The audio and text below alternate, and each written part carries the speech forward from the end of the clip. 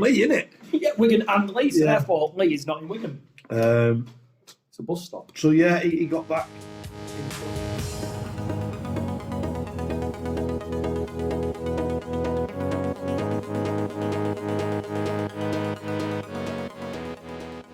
Some digging there and grab some history between ourselves. I don't know whether you will or not, because that opening gambit that you've just done when you play that back, I think that's class. Right. I think that is absolutely class. See, the problem is with so I've been almost out the army now longer than I was in it. Mm-hmm. Okay. I joined the army in 2003. Mm-hmm. I left in 2014. Right. Did I leave the army? It's 2024. It's roughly. Same. I joined the army on my 17th birthday. There's no way. There's on no my way that was 2004. What did you say? 2003 was my 2003. You were never. I wasn't born in 86. Mad backside. Yeah. 76. 15 years old. That's all. And you look 20. That's it. I'm only a young pup, mate. But saying that, I'm 14, 18 months. So if you say it like that. That's really scary. The wife's 40 this year. No, see, she only wants about 25. Exactly. Yeah. Up until about 3 years back, she's still got ID for 6 in the shop. And that's the God's honest truth, that. Yeah. Tesco hated her. Anyway, let's crack on with the interview. So they keep listening to us rambling on about Tesco. Good evening, welcome to your Friday night podcast. It's 5:30 and we are down here at Robin Park Arena.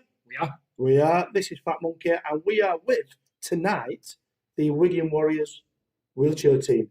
So we are ushered ourselves off into another room and we're going to have a little chat with Stephen. It's the first time we've ever been down, isn't it? And been to anything on like telly, this. got the bug from the World Cup. Yeah. And with the podcast now, we're looking at getting people to keep the bug because we love it. We've been down and we're like that. Yeah, we're in awe of the sport. Yeah. So, first of all, how long have you been involved down here with the Wigan Warriors? 2005, 6. 2005? Wow. Yeah. In the wheelchair? In the wheelchair, yeah. Side. Yeah. Right then. So it's been going for nigh on 20 years? Yeah. No, we didn't know that. No, I thought it was a really new sport. Initially, there was only 3 teams in the country. There was Wigan, there was Bradford, and there was Halifax. Right. I used to be one of the managers right at the very beginning. Yeah. We all went to Paris. We played against, some of the major, like, because the game started in France, didn't it? The game started in France. We went over. Within about 12 months, my son Adam was invited to the England camp. Right. And he still plays for the England camp now. Is he part of the Wigan setup as well? And that's how I got involved. Right. Because at that time, he wasn't old enough to drive.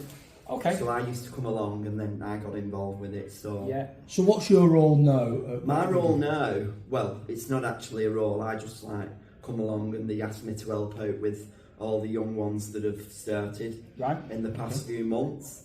But I am part of the reserve team. Right. So yeah. See, now the young ones, that's what we want to focus on. So we're on a bit of a movement. We're on a bit of a movement to get young players, able-bodied or not, a little bit more recognition that they get at the moment. They don't get any. We keep coming back to this, that the pros are getting, and the Super League are getting so much recognition on anything. And it seems to us that nobody's getting that recognition from 7 years old until you make it in life. That might be another 15 years. Yeah. Why not make you guys famous now, rather than it possibly be perfect too late? example. Obviously, we've been in this podcast while we've been here today, and 2 lads have been in here sweeping up, mopping up, and they were just asking us about the podcast, this, that, and the other. So we're trying to go through it all. And I said to him, if Bevan French walked in here now, you'll all know him, didn't you? And he went, yeah. I said, did you know there's World Cup winners out there? And he went, no. And I went, you work here. There's World Cup winners training out there, and you didn't know. And he went, no. And I went, how's that right? How is that right? It's not right. It's not But right. funny enough, we have a good partnership with Wigan. Right. And a lot of the first team players do know. That's really nice. That's really nice. I mean, when we won the Challenge Cup last year, Matty Pete actually came and had a talk to us all. Wow. The week after. Yeah. Which we thought was really nice, and the ethos of Wigan is like we're all. You can see that. Yeah, you can see that now. Like, Yeah. So we are part of a rugby club that has the same ethos. We are part of Wigan St Patrick's. Right. So and it's called the St Pat's family. Yeah. You know what I mean? So we know exactly where you're coming from. There. So could you explain quickly what the new guys, the juniors, what have they been up to tonight then? Well, it's just been a 3-on-2. Yeah. Basically, it's just getting them used to getting in front of the chair and getting the tag. Yeah. We've got tags on tonight, but it's just about. You're telling me that's novice? They've not been playing for long? No, they're ramming into each other like there's no tomorrow. The noise that they're making. They've only been playing probably about. Well, Steely, he's probably been playing over 12 months now, the guy in the green top. Oh, yeah. But the others, they've only been here about 4 or 5 months. Right. What's brought them down here? Is it the World Cup? Is it still that? Well, initially, there was quite a lot of interest after the World Cup. Yeah. We did have a taster night where a lot of people came down. The problem is we've not got enough wheelchairs to accommodate everyone. Right. Because these chairs cost about £2.5. I was just going to get onto that, the technical outside of the game and stuff like that. We can only accommodate for the amount of chairs that we've got. Yeah. And that's the problem. So again, funding and stuff like that, publicity. If yeah. there's anyone out there who wants to fund a Wigan Warriors chair, please please get in touch. Great stuff. £2.5 a chair. Some of your big companies out there, that's pocket money. Abattoir, Philip, sponsor. Nod. So what about chairs? There's something that's obviously struck our attention. Is obviously you all look like you've got similar chairs. There's people out there who look like they're making Meccano and putting their chairs up.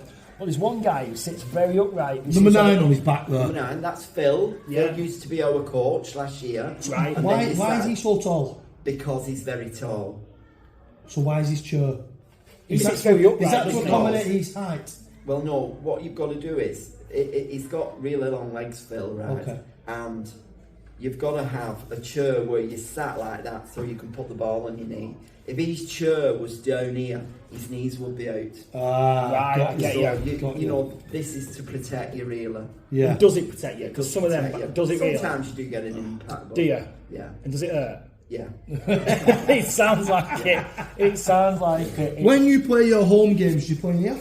We do, yeah. Yeah. In fact, in a few weeks. 6th of April, we got that, haven't we? 6th of April, the European Championships. Yeah. Yeah. 6th of April. Euros, Yeah. playing the Catalans, yeah. Yeah. We'll be here. So okay, so we're looking at it now and watching them train. The pitch that they're using looks like it's the 3 blue tennis courts. Is that what a game would look like? Is that are they using what is officially a match? More type? or less. More or less. Yeah. So you're in here and you're playing the European Championships. How do they stack fans? How do you get people in? On this side, we have like rows and rows of seats. Right. On this side. On the other side, we have all the players. Right. And support staff. And, Yeah. You know. Yeah. Okay. Thank you very much, man. It's okay, an pal. absolute pleasure to meet you. Thank you. Thank you very much. Toby Burton Carter. Hello. Hello, my mate. How you doing? It's been a while, hasn't it? Well, It's been a while. yeah. We've known each other a long time. We was in the service together. We was in the 1st Battalion, the Grenadier Guards. Lost touch for many years. Not seen you for about 2 years, 18 months, 2 years. It's about 18 months, I think. Yeah. The last time I saw you was a Halloween party at my house and you came dressed as the Incredible Hulk. I did indeed, yeah. That was a great night, wasn't it? It was, It yeah. was a great night. Fantastic night. Toby, quickly before we start, I'm going to ask you quickly. We've got a ball here. As you know, we're doing podcasts. We're called Fat Monkey, I'm Bloke 1 and I'm Bloke 2. And what we're going to do is we're asking everybody that we interview to sign the Fat Monkey ball, and at the end of the year we're going to raffle it off to a charity. We'll stick a poll out, see what's what, see what's do. Yeah. So if I pass you that, Fabulous. so we're on camera, There's a pen, so the authenticity, as you call it. You stick a signature anywhere you want to get it on there, mate. You get it on there, and then we'll crack straight on.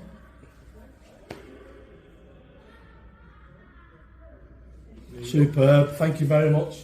That's great. You can pass it. I'll not knock on you. I've never knocked on in my life. That's I have. now everybody knows now who's doing the podcast. Right then. You're not a Wiganer? No. Where are you from? If you go back far enough, all my family are from Manchester. Okay. But I grew up just outside Cambridge. Just outside Cambridge? Yeah. How old are you? Oh, 46. Oh. Yeah. As I mentioned, we joined the forces together. 6 years old. What year did you join the army? 1995. 1995. So you were old guard. Very, very old guard. Yeah. Rugby. Growing up, did you play rugby as a junior? I played rugby for my school, my college. It was union, not league.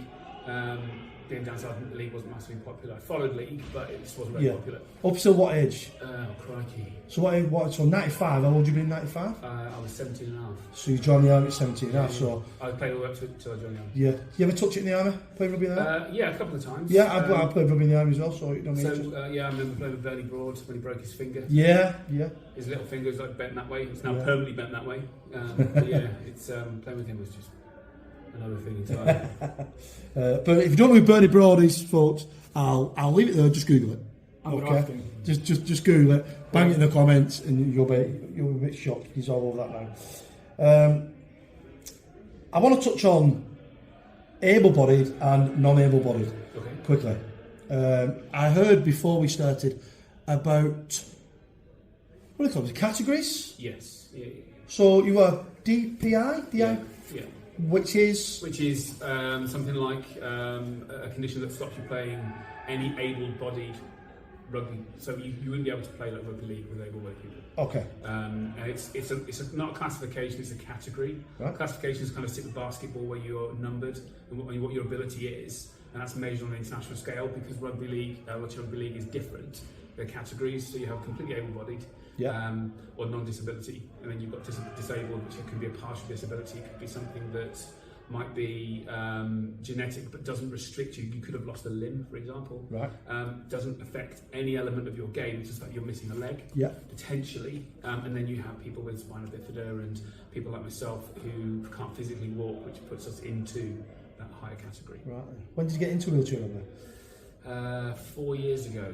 4 years at Warrington. Did you start at Warrington? Yeah, I did. Yeah, I started at Warrington in lockdown. Yeah. Because I used to play basketball. All basketball was cancelled. Yeah. But rugby league was deemed as a professional sport. So we were out to train. A good friend of mine, Alan, who was in the military as well, rang me up and said, "You got to come and do this." I said, "You got to be joking. I've never seen this. No chance. Not a chance of doing that." He went, "No, it's not as bad as it looks." I went, not a chance, get out. Yeah. I ended up going anyway. My girlfriend was like, "Come on, you've got to go and you've got to give it a try." I sat home doing nothing during lockdown, did it, loved it straight away. Yeah. And it was just, it's not murder balls, it's not basketball in a low chair. Basically, what murder ball is, it's not rugby. People call it rugby, it is. This is rugby. Yeah. Cool. Okay. Couple of mine in terms of obviously you've just said a little bit about how you've got from Warrington to Wigan. So is there any kind of pathway? So able-bodied sport, you have your scholarship program, you have that. Is there any kind of scouting type thing? So would you be tapped up by Wigan? Would Wigan want to look at that? And how does a junior, because obviously we're down here, we're seeing these kids now that are like 11, 12. I take it they just said, I want to start wheelchair rugby, and they start here. So there's no community clubs that feed into Wigan or anything? No, nothing like that. So what you find within this sport is unlike the PDRL and other limited disability movements where you've got, for use Warrington for example, and more about Warrington, that they've got a mass amount of people that come and play for them. You know, you're talking about 60 or 70 that are available. In wheelchair, it's slightly different because of the cost. Yes. Okay, so that drives a lot of things. So if you want your son or daughter to go and play football, you buy them a pair of shin pads, a pair of boots, a pair of shorts, a pair of socks, top, off you go, job done. Yeah. Go and find a piece of grass, off you go. Yes. Yeah. Wheelchair I'm sat in at the moment, $7 grand. $7 The one Stephen said 2.5, 7. $2.5 grand for a basic one. That's what yeah. Remember the ones that we're going to try to get hold of? So giving people to come down and have a go. Yeah. But And that's all funded by yourself? Yeah. For the love of the game. That's not your day-to-day wheelchair? Now, my day-to-day wheelchair, I had to buy through different various, and that's $7,500 as well. Wow. It's all self-funded. See, again, we could go into debate about NHS there for me, but we're not here for the NHS. That's incredible. That is unbelievable. What makes it so expensive is the wheels, the carbon fibre spokes, titanium push rims. Yeah. Okay. These are £60 each for the tyres and inner tubes. You go and treat it like that. High pressure tyres. so these have lasted a year. Right. The wheels obviously are called Spinergy wheels. They're the quickest and best. Right. Okay. I have upgraded wheels on the front of mine, so there are 2 sets of double wheels on there. So rear tips and then the front. They've got red bearings in them, which are really fast, which enable me to go and continue to go fast on a smoother surface. Yeah. These have got decent bearings in them as well. We're strapped in, so this is a £60 strap. This is a £150 strap. And then you've obviously got another £35 strap that keep my feet. What's the frame made out of? Frame's made of aluminium. It's high pressured aluminium. Yeah. So it's got and heat treated. Yeah, it's not bending. So when you, obviously, I'm going to go to cycling very, very shortly because one of my mates is a really top cyclist and he gets a little bit of dirt on his bike and he's wounded because he paid like, 10 grand for his bike. Yeah. You're just told us £7,500. We've already come in here because it's sickening the sound you make out there. When you start into someone, do you know what Dan is? It's not sickening. But it is sickening, the noise that makes. I'm shuddering in myself. You look down, you don't think, oh, what's he done to the chair? The science behind the chair is relatively unique. So you've got pressure points. So metal bends at the weakest point. So if you hit something, the vibrations will find the weakest point and crack. Right. But this has got dispersal points on it. So these pieces here will take an impact, and the front will take an impact.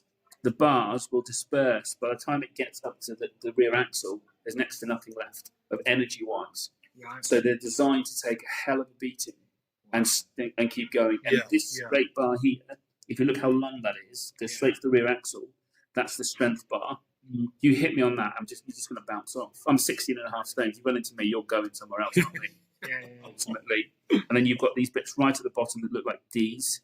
They stop the ball going underneath and flipping you out. Yes. Oh, well, yeah. That was going to be one of mine. So why is it so low to the floor? But I'm guessing that is rugby specific then. This is a rugby league chair. A rugby league chair. So this is an RGK Elite Rugby League. And how many brands, manufacturers? So best brand in the world, if you ask me, even the photo I'm sat in an RGK would be a Melrose. Right. One of the guys have got a Melrose chair. They are bulletproof, made in New Zealand. Right. And they'll go for 15 years. But it's quite neat. I know which is a Melrose shirt. Yeah. £8,000. Melrose, why we're not giving these out for free. I'll be tagging you in all these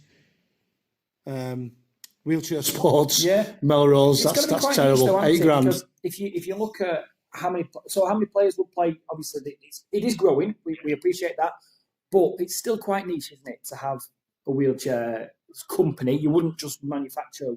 The cost, basically, if you look at disabled sports, add a zero to compared to running sports. So, for example, you talk about bikes. Yeah. I used to cycle for the army a long time ago. Yeah. And I'd spend £7,000 on my bike, and that would last 10 years. It'd still be okay as long as I look after it. If I want a hand bike now, the cheapest one I can get, which would be in the same kind of ballpark, would be £10,000. And that wouldn't be a fully spec'd version. It's just in America. There's a bike company called Lasher, and they do mountain bike trikes, which are absolutely fantastic. Right. You're looking at £15,000. It's more than my car. Yeah. More than my car. So when you consider, right, they're very unique, absolutely. Yeah. Are they worth the money that they cost? No. But people buy them. Yeah. And why do they buy them? Because they need them. But you can't play without one. No, you can't. So you're in a bit of a catch-22 situation, aren't you? Really? So why are they putting price tags on it like that? I can understand if you're going to spend £10,000 on a bike because you can go and cycle and spend £10,000 on a bike. But if you don't have the capability to use a bicycle and you have to use what did you call it? Hand bike, yeah. A hand bike, and they're making you spend more money. I think that's disgusting. It is. It's not right. It's not right. And they hold their value amazingly well. Yeah. Unlike anything else, you buy it, you think, I've just lost £2,000 on it. You don't. Because people want them and people will buy them at a discounted price, even if it's a year old. because you're not getting, you're not giving them the same type of thing. People buy them sometimes to use them in their house because it means they don't have to go to the gym. They don't want to be seen in the gym. Yeah.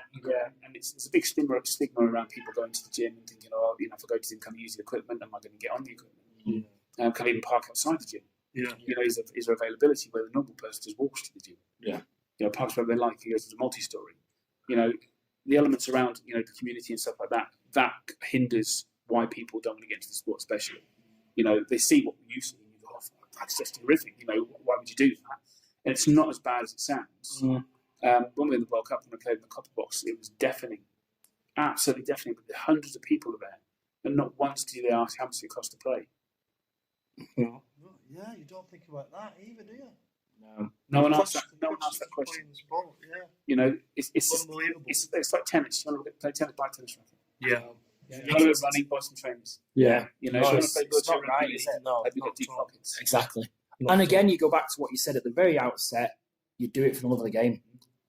There's no recompense. There's no magical pot that Wigan Warriors have got to.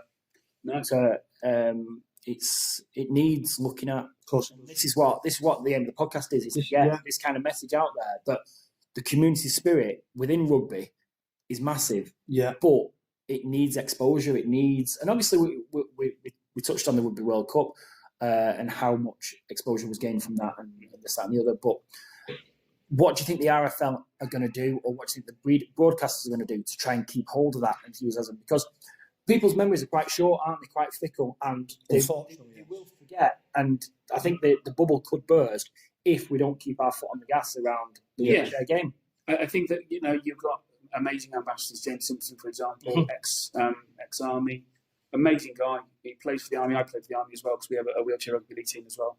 And it's fantastic to have an ambassador for the sport. However, you need more than that. The exposure. I'm friends with Jodie Cunningham. You obviously know. Oh, Jodie. Saints. The women's England captain. Yep. When she got a new role, I dropped a message on LinkedIn and said, really congratulations, really well deserved, because it is. Because it's hard for women, especially. Yes. If you consider they're playing up against New Zealand and Australia, who are professional players. Someone who's working in Tesco's and then they're going to train at night time. Yes. It's not comparable. It's the same with us as well. You've got players that don't necessarily work. I work full time. I work for the government. I work full time, then I come here after I finish work. So I finish work, pack my computer up, get in a car, come down here, train for 2 hours, 3 hours sometimes, and then go home, go to bed, and then back and work again. And that's risking injury, not being able to work and all that kind of stuff. But you do it because mental health wise it's fantastic. I get to see lots of people because I work from home. I don't see anybody. So this is a social interaction for me. So absolutely. Which is another why we're doing these podcasts. You know what I mean? We're looking at things like another one we will be looking at eventually is the cost for parents for children taking them to training. You know what I mean? Parents having to work 9 to 5 all day, come home, cook your tea, get in the car. I've got to take you training. Let's get home, get your bath, get you in bed because you've got school in the morning. And is it fair that a child with parents who are keen and motivated, they get exposure to more experiences than a child who... money, the whole socio-economic side of a child should never be cast by their parents and their motivations and stuff. And it goes all about that, and that's something else. And I think that is the same with here, because you're doing it for the other sport. Like you said, we touched on the women's. Do you know what I mean? The recognition needs to happen, and that's why we're here, and that's what we're going to do. Absolutely. Let's have a think. We'll cut the names out. Yeah, we will. Investment by the RFL covered that. So, one question. So, obviously, able-bodied and non-able-bodied. Is there any... Conflict's a really strong word. Does anyone ever think, and I'll be brutal with this question, tell me if I'm wrong, does anyone think, well, I'm disabled, I should have that chair, he could play normal rugby? I don't think it's necessarily that. I think that the perception of, why you play. Yes. That kind of drifts into it's nonsensical, really, when you consider, you take Harry Brown and Jack Brown, for example. So Harry Brown is a England GB basketball player, an amazing basketball player. a better rugby player, right? He can't play rugby because he can't get insurance for where he's playing basketball to play rugby because it's too violent. So he only plays basketball. He has a contract. He plays internationally, and that's his full-time job. Right.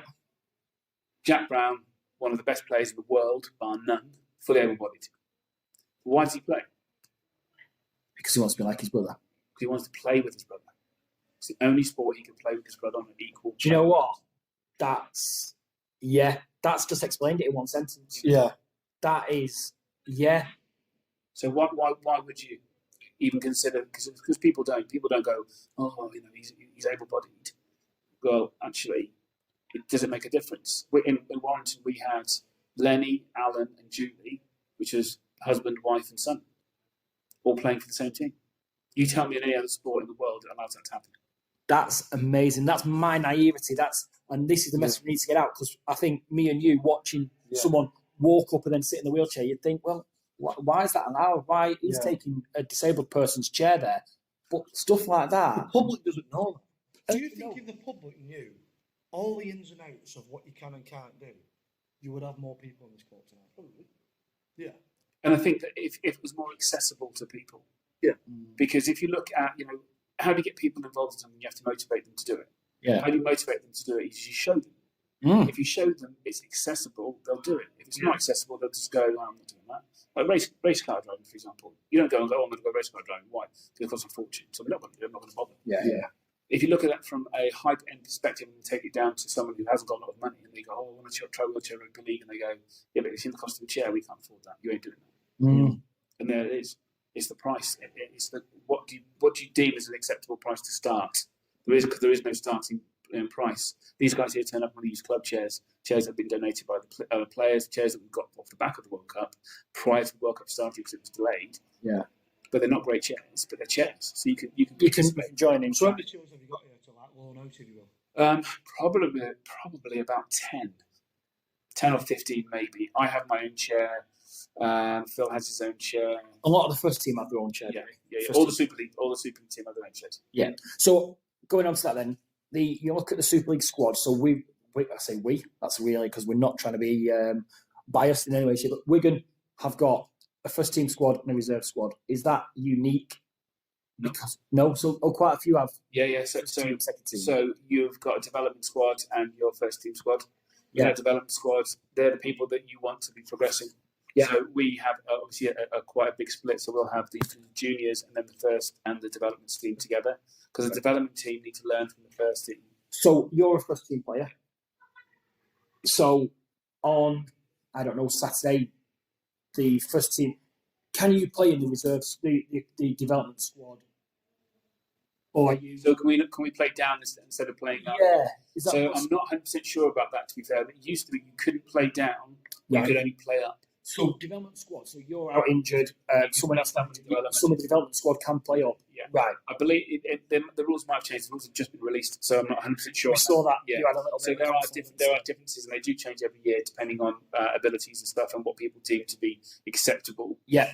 If people are taking advantage of a rule, they will change that rule to make it fairer for everybody, because there is a disparity between able-bodied and disabled for ability-wise. Yeah. For example, Jack Heggie is one of the best players in the world, bar none.